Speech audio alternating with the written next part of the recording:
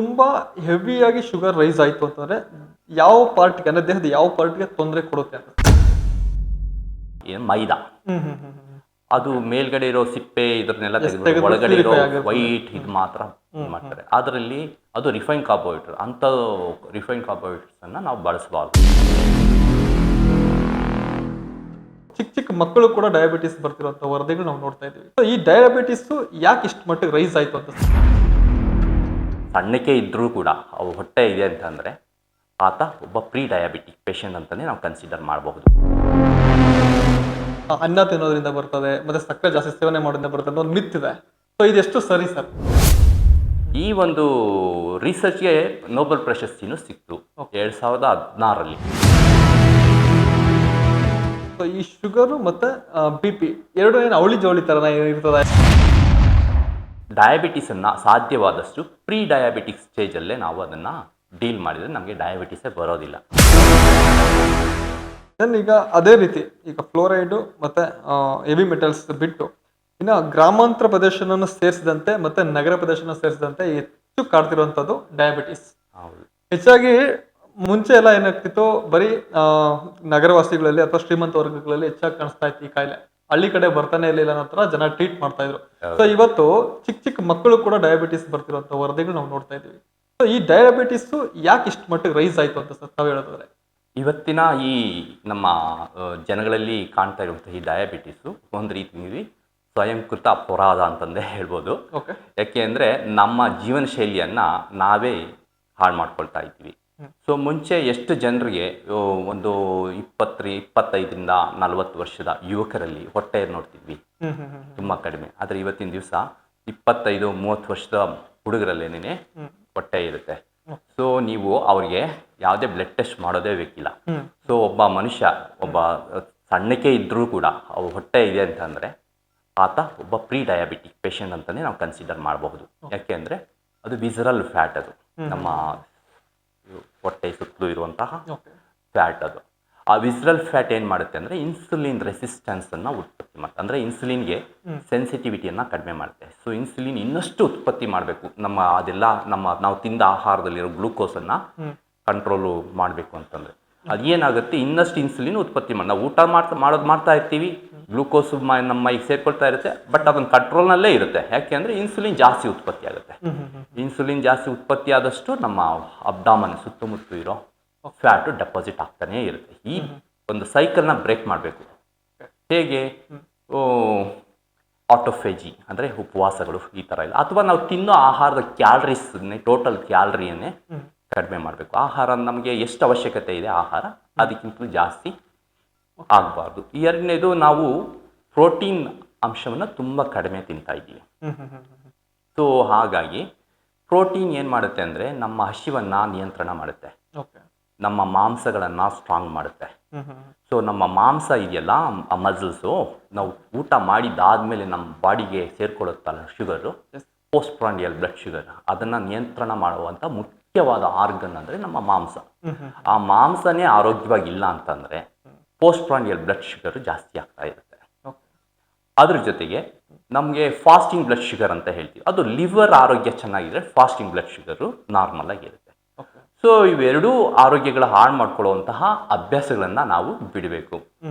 So ಆ ರೀತಿಯಲ್ಲಿ ನಮ್ಮ ಆರೋಗ್ಯನ ಕಾಪಾಡ್ಕೊಂಡು ಹೋದರೆ ಈ ಸಕ್ಕರೆ ಕಾಯಿಲೆಯನ್ನು ಈ ಪ್ರೀ ಡಯಾಬಿಟಿಕ್ ಸ್ಟೇಜಲ್ಲೇ ನಾವು ಪ್ರಿವೆಂಟ್ ಮಾಡೋದು ತುಂಬ ಮುಖ್ಯ.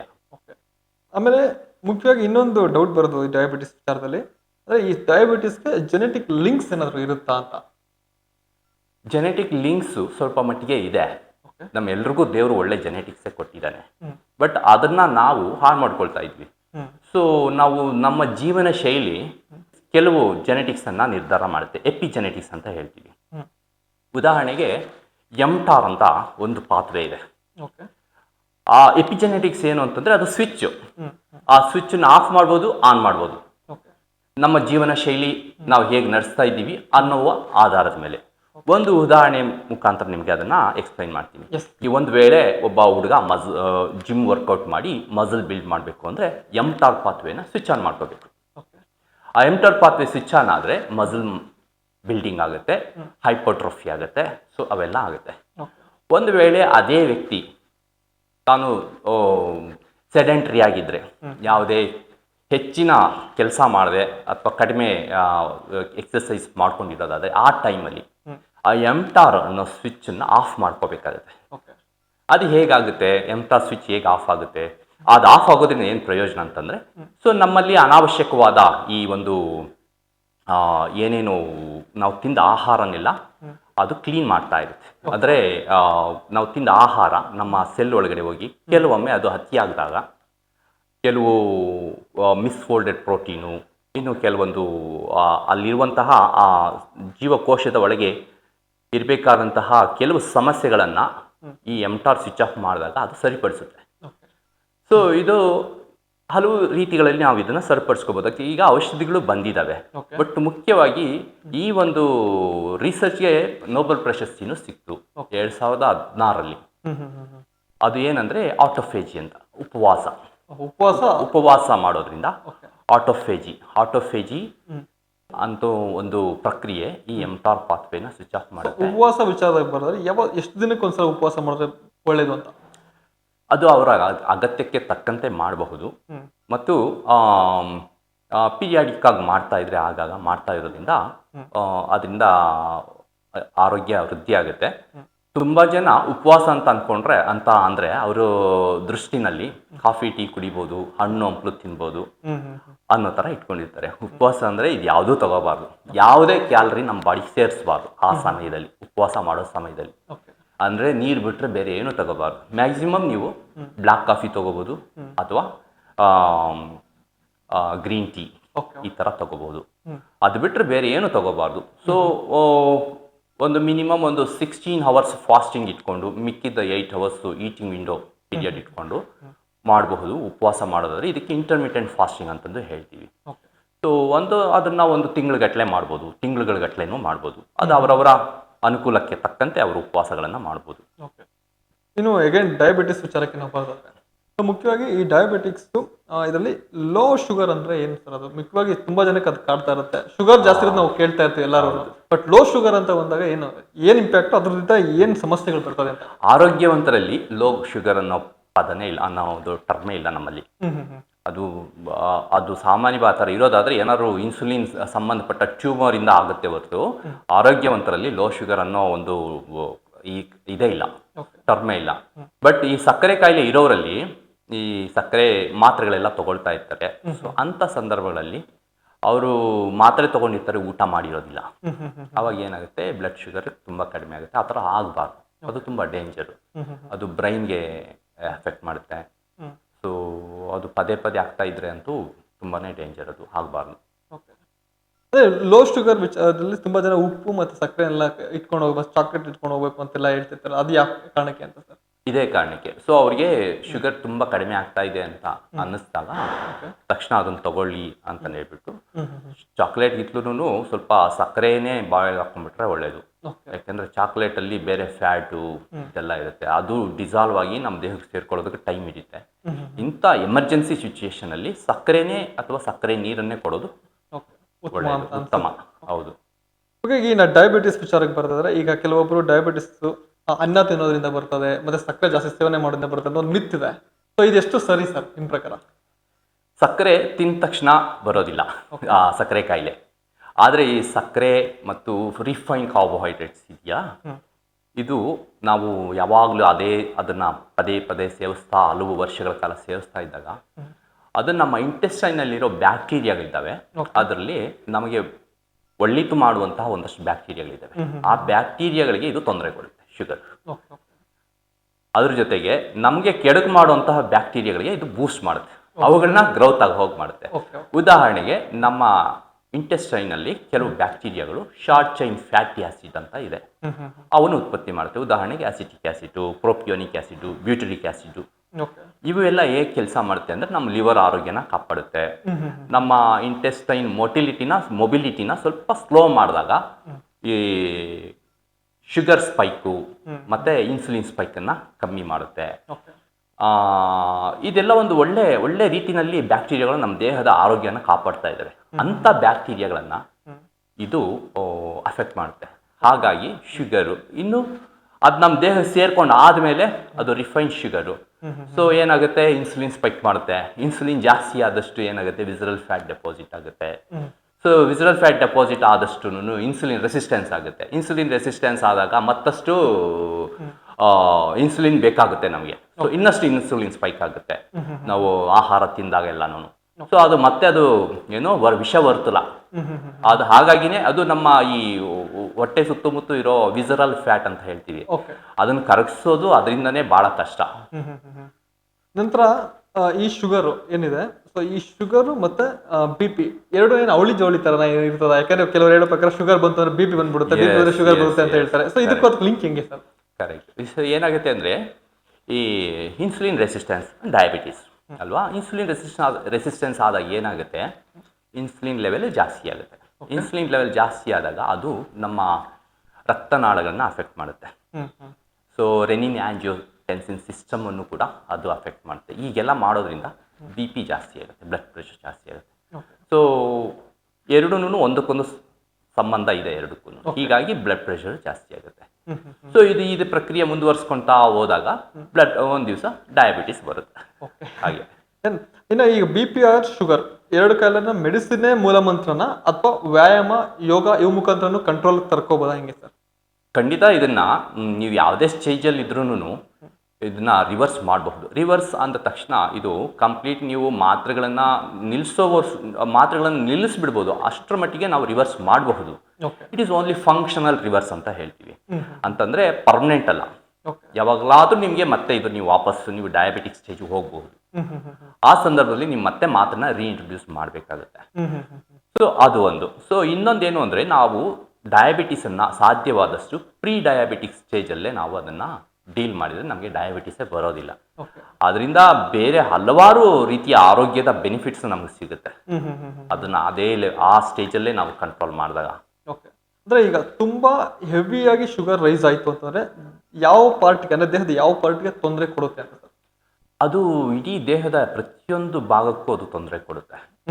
ನರಗಳಿಗೆ ಅತಿ ಹೆಚ್ಚು. ಸೊ ನರಗಳಿಗೆ ಬೇಕಾಗಿರುವಂಥ ಆಕ್ಸಿಜನ್ ಸರಿಯಾಗಿ ಸಿಗೋದಿಲ್ಲ. ಈ ನರ ಒಂಥರ ಜೋಮ್ ಬರುತ್ತೆ, ಪಿನ್ ಚುಚ್ಚಿದಂಗೆ ಆಗುತ್ತೆ. It is a crying of nerves ಅಂತ ಹೇಳ್ತೀವಿ. ಸೊ ಅಲ್ಲಿಂದ ಶುರುವಾಗುತ್ತೆ. ಪ್ರತಿಯೊಂದು ಆರ್ಗನ್ನನ್ನು ಅದು ಅಫೆಕ್ಟ್ ಮಾಡುತ್ತೆ. ಮುಖ್ಯವಾಗಿ ಈ ಪ್ರೀ ಡಯಾಬಿಟಿಸ್ ಸ್ಟೇಜ್ನ ತಿಳ್ಕೊಳ್ಳೋದಂಗೆ, ಸಿಂಪ್ಟಮ್ಸ್ ಹೇಗೆ ಕಾಣುತ್ತೆ ಅಂತ ಮನುಷ್ಯನಿಗೆ? ಪ್ರೀ ಡಯಾಬಿಟಿಸು ನಾನು ಮೊದಲೇ ಹೇಳ್ದಾಗೆ ಹೊಟ್ಟೆ ಇತ್ತು ಅಂದ್ರೆ ನೀವು ಅವ್ರನ್ನ ಪ್ರೀ ಡಯಾಬಿಟಿಕ್ ಅಂತಲೇ ಕನ್ಸಿಡರ್ ನಾವು ನೋಡ್ಬೇಕಾಗಿರೋದು ಹೊಟ್ಟೆ ನೋಡಿದ ತಕ್ಷಣ ಹೇಳ್ಬೋದು. ಎರಡನೇದು ಇನ್ಸುಲಿನ್ ಫಾಸ್ಟಿಂಗ್ ಬ್ಲಡ್ ಶುಗರ್ ಪರೀಕ್ಷೆ ಮಾಡ್ತೀವಿ. ಅದರಲ್ಲಿ HOMA-IR ಅಂತ ಎಲ್ಲ ಪರೀಕ್ಷೆ ಮಾಡ್ತೀವಿ. ಸ್ವಲ್ಪ ಮಟ್ಟಿಗೆ ಅವೆಲ್ಲ ಸಹಾಯ ಮಾಡುತ್ತೆ. ಸೊ ನಾವು ಡಯಾಬಿಟಿಸ್ ಬ್ಲಡ್ ಶುಗರ್ ಬ್ಲಡ್ಡಲ್ಲಿ ಇರೋ ಪ್ಯಾರಾಮೀಟರ್ಸನ್ನ ನೋಡಿ ಡಯಾಗ್ನೋಸ್ ಮಾಡೋರು ಕಾಯಬಾರ್ದು. ಸಿಂಪ್ಟಮ್ ನಾವು ನೋಡ್ತಿದ್ದಂಗೆ ಸಿಂಪ್ಟಮ್ಸಲ್ಲೇ ಡಯಾಗ್ನೋಸ್ ಮಾಡಿಬಿಡ್ಬೇಕು. ಲ್ಯಾಬ್ರೇಟರಿ ಫೈಂಡಿಂಗ್ಸ್ವರೆಗೂ ನಾವು ಕಾಯಕ್ಕೆ ಹೋಗಬಾರ್ದು. ಅದನ್ನು ನಿಯಂತ್ರಣ ಮಾಡ್ಕೊಳ್ಳೋದಕ್ಕೆ. ಮುಖ್ಯವಾಗಿ ಆಹಾರ ವಿಚಾರಕ್ಕೆ ಬರೋದಾದ್ರೆ ಸರ್, ಡಯಾಬಿಟಿಕ್ ಕಂಟ್ರೋಲ್ ತರೋದಕ್ಕೆ ಯಾವ ಆಹಾರ ತಗೊಂಡ್ರೆ ಒಳ್ಳೆಯದು? ಡಯಾಬಿಟಿಸ್ಗೆ ಅತಿ ಮುಖ್ಯವಾಗಿ ನಾವು ಹೈ ಪ್ರೋಟೀನ್ ಡಯಟನ್ನು ಫಾಲೋ ಮಾಡಬೇಕಾಗುತ್ತೆ. ಸೊ ಇವತ್ತಿನ ದಿನ ತುಂಬ ಜನ ವೆಜಿಟೇರಿಯನ್ಸ್ ಆಗಿರೋದ್ರಿಂದ, ಈವನ್ ನಾನ್ ವೆಜ್ ತಿನ್ನೋರು ಕೂಡ ಬಹುತೇಕ ಸಮಯದಲ್ಲಿ ಅವರು ವೆಜಿಟೇರಿಯನ್ ಫುಡ್ಡನ್ನೇ ತಿನ್ನೋದು, ನಾನ್ ವೆಜ್ ಕೂಡ ಅಪರೂಪಕ್ಕೆ ತಿಂತಾರೆ. ಸೊ ಇಂಥ ಸಂದರ್ಭದಲ್ಲಿ ನಮಗೆ ಮುಖ್ಯವಾಗಿ ನಮ್ಮ ವೆಜಿಟೇರಿಯನ್ ಸೋರ್ಸ್ ಆಫ್ ಪ್ರೋಟೀನ್ ಅಂತ ಹೇಳೋದಾದರೆ ಕಾಳುಗಳು, ಬೇಳೆಕಾಳುಗಳು, ಎಲ್ಲ ಥರದ ಬೇಳೆಗಳು, ಉದ್ದಿನ ಬೇಳೆ, ಕಡಲೆಬೇಳೆ, ಮತ್ತು ಸೋಯಾಬೀನ್, ಹೆಸರು ಕಾಳು, ಕಡಲೆಕಾಳು, ಇವುಗಳನ್ನು ಸ್ವಲ್ಪ ಹೆಚ್ಚಿನ ಪ್ರಮಾಣದಲ್ಲಿ ನಮ್ಮ ಆಹಾರದಲ್ಲಿ ಬಳಸ್ಕೋಬೇಕು. ಎರಡನೇದು, ನಾವು ಹಾಲಿನಿಂದ ಬರುವಂತಹ ಒಂದು ಹೈ ಪ್ರೋಟೀನ್ ಉತ್ಪನ್ನ ಏನು ಅಂತಂದರೆ ಪನ್ನೀರನ್ನು ಬಳಸಬಹುದು, ಅಥವಾ ವೇ ಪ್ರೋಟೀನ್ ಸಪ್ಲಿಮೆಂಟನ್ನು ತಗೋಬಹುದು. ಸೊ ಹೀಗೆ ಇದನ್ನು ಮಾಡ್ಕೋಬೋದು. ಮತ್ತು ನಾವು ಕಾರ್ಬೋಹೈಡ್ರೇಟ್ಸನ್ನು ಸಾಧ್ಯವಾದಷ್ಟು ಕಾಂಪ್ಲೆಕ್ಸ್ ಕಾರ್ಬೋಹೈಡ್ರೇಟ್ಸ್ ಅಂತ ಹೇಳ್ತೀವಿ, ಅಂದರೆ ಹೋಲ್ ಗ್ರೈನ್ಸ್. ಈಗ ರಿಫೈನ್ಡ್ ಕಾರ್ಬೋಹೈಡ್ರೇಟ್ಸ್ ಅಂತಂದರೆ ಏನು ಮೈದಾ, ಅದು ಮೇಲ್ಗಡೆ ಇರೋ ಸಿಪ್ಪೆ ಇದನ್ನೆಲ್ಲ ತೆಗೆದು ಒಳಗಡೆ ಇರೋ ವೈಟ್ ಇದು ಮಾತ್ರ ಮಾಡ್ತಾರೆ. ಅದರಲ್ಲಿ ಅದು ರಿಫೈನ್ಡ್ ಕಾರ್ಬೋಹೈಡ್ರೇಟ್. ಅಂಥ ರಿಫೈನ್ಡ್ ಕಾರ್ಬೋಹೈಡ್ರೇಟ್ಸನ್ನು ನಾವು ಬಳಸಬಾರ್ದು. ಸಾಧ್ಯವಾದಷ್ಟು ಇಡೀ ಗೋಧಿ ಹಿಟ್ಟನ್ನೇ ಬಳಸಬೇಕು, ಅಥವಾ ಇಡೀ ಕಾಳುಗಳನ್ನು ಪೂರ್ತಿ ಕಾಳಿನ ಎಲ್ಲ ಮೇಲ್ಗಡೆ ಎಲ್ಲ ಪದರಗಳನ್ನು ಎಲ್ಲ ಸೇರಿಸಿ ನಾವು ಬಳಸ್ಕೋಬೇಕು. ಅಂಥ ಸಂದರ್ಭದಲ್ಲಿ ನಮಗೆ ಕಾಂಪ್ಲೆಕ್ಸ್ ಕಾರ್ಬೋಹೈಡ್ರೇಟ್ಸ್ ಸಿಗುತ್ತೆ. ಸೊ ಅದು ಕೂಡ ನಮಗೆ ಸಹಾಯ ಮಾಡುತ್ತೆ. ಮತ್ತು ನಾವು ಫ್ಯಾಟಿ ಆಯಿಲ್ ವಿಷಯಕ್ಕೆ ಬಂದಾಗ ಸ್ವಲ್ಪ ಒಮೆಗಾ 3 ಜಾಸ್ತಿ ಇರುವಂಥ ಆಹಾರನ ಬಳಸ್ಕೋಬೇಕು. ಈ ಒಮೆಗಾ 3 ಹೆಚ್ಚಾಗಿರುವಂಥ ಆಹಾರಗಳನ್ನ ನಾವು ಬಳಸಿದರೆ ಅದು ನಮ್ಮ ಇನ್ಫ್ಲಮೇಷನ್ ಲೆವೆಲ್ನ ಕಡಿಮೆ ಆಗುತ್ತೆ. ಉದಾಹರಣೆಗೆ ಒಮೆಗಾ 3ಗೆ ಈ ಅಗಸಿ ಬೀಜ, ಫ್ಲಾಕ್ಸ್ ಸೀಡ್ಸು, ಚಿಯಾ ಸೀಡ್ಸ್ ಅಂದರೆ ಕಾಮಕಸ್ತೂರಿ, ಗೋಣಿ ಸೊಪ್ಪು, ಈ ಥರ ಆಹಾರಗಳ ಇದರಲ್ಲಿ ಸೊಪ್ಪು ಇದರಲ್ಲಿ ಒಮೆಗಾ 3 ಇದು ಜಾಸ್ತಿ ಇರುತ್ತೆ. ಬಟ್ ಆದಾಗ್ಯೂ ಆ ಒಮೆಗಾ 3 ಇರೋದು ಅದು ALA ಅಂತ. ಸೊ ನಮಗೆ ಬೇಕಾಗಿರೋದು EPA ಮತ್ತು DHA ಅನ್ನೋ ಒಮೆಗಾ 3 ಫ್ಯಾಟಿ ಆಸಿಡ್ಸು. ಇದು ನಮ್ಮ ದೇಹದಲ್ಲಿ ಕನ್ವರ್ಟ್ ಆಗುತ್ತೆ. ALA ಇಂದ EPA ಮತ್ತು DHA ಆಗಿ ಕನ್ವರ್ಟ್ ಆಗುತ್ತೆ. ಎಷ್ಟು ಮಟ್ಟಿಗೆ ಅಂದರೆ ಒಂದು 10% ನಾವು ಅದರ ಏನು ಸೇವನೆ ಮಾಡಿರ್ತೀರೋ ಅಷ್ಟು ಮಾತ್ರ ಕನ್ವರ್ಟ್ ಆಗುತ್ತೆ. ಸೊ ಹಂಗೆ ಲೆಕ್ಕ ಹಾಕ್ಕೊಂಡ್ರೆ ನಾವು ಒಮೆಗಾ 3 ಇಂದ ತುಂಬ ಸಸ್ಯಾಹಾರಿ ಆದವರು ಒಮೆಗಾ 3 ಡಿಫಿಷಿಯನ್ಸಿ ತುಂಬ ಇರುತ್ತೆ. ಸೊ ಅಂತ ಫಿಶಲ್ಲಿ ಇರುತ್ತೆ. ಒಮೆಗಾ 3 ಯಥೇಚ್ಛವಾಗಿ ಫಿಶಲ್ಲಿ ಇರುತ್ತೆ. ಬಟ್ ಫಿಶ್ ತಿಂದೇ ಇರೋಂಥವ್ರಿಗೆ ಈ ಒಮೆಗಾ 3 ಡಿಫಿಷಿಯನ್ಸಿ ಇರುತ್ತೆ. ಅಂಥವರು ಸಪ್ಲಿಮೆಂಟ್ಸನ್ನು ತಗೊಳ್ಳೋದು ಒಂದು ಕನ್ಸಿಡರ್ ಮಾಡಬಹುದು. ಅದರಲ್ಲಿ ಸಸ್ಯಾಹಾರಿ ಸಪ್ಲಿಮೆಂಟು ಅಂತ ಹೇಳೋದಾದರೆ ಈ ಆಲ್ಗಲ್ DHA ಅಂತ ಬರುತ್ತೆ ಸಪ್ಲಿಮೆಂಟ್. ಅದು ಸಸ್ಯಾಹಾರಿ ಸಪ್ಲಿಮೆಂಟು, ಅದನ್ನು ತಗೋಬಹುದು. ಅದು ತಗೊಳ್ಳೋದ್ರಿಂದ ಅದು ನಮ್ಮ ದೇಹದ ಇನ್ಫ್ಲಮೇಷನನ್ನು ಕಡಿಮೆ ಮಾಡುತ್ತೆ. ಸೊ ಈ ರೀತಿಯ ಆಹಾರಗಳನ್ನು ನಾವು ಸಮತೋಲನ ಮಾಡಿಕೊಂಡಾಗ ನಾವು ಡಯಾಬಿಟೀಸ್ ಅಷ್ಟೇ ಅಲ್ಲ, ನಮ್ಮ ಮೊಣಕಾಲುಗಳು ನೋವು ಅಥವಾ ಜಾಯಿಂಟ್ಸ್ ಸಂಬಂಧಪಟ್ಟ ತೊಂದರೆಗಳನ್ನು ಎಲ್ಲದಕ್ಕೂ ನಾವು ಒಂದು ಪರಿಹಾರ ಹುಡ್ಕೋಬೋದು.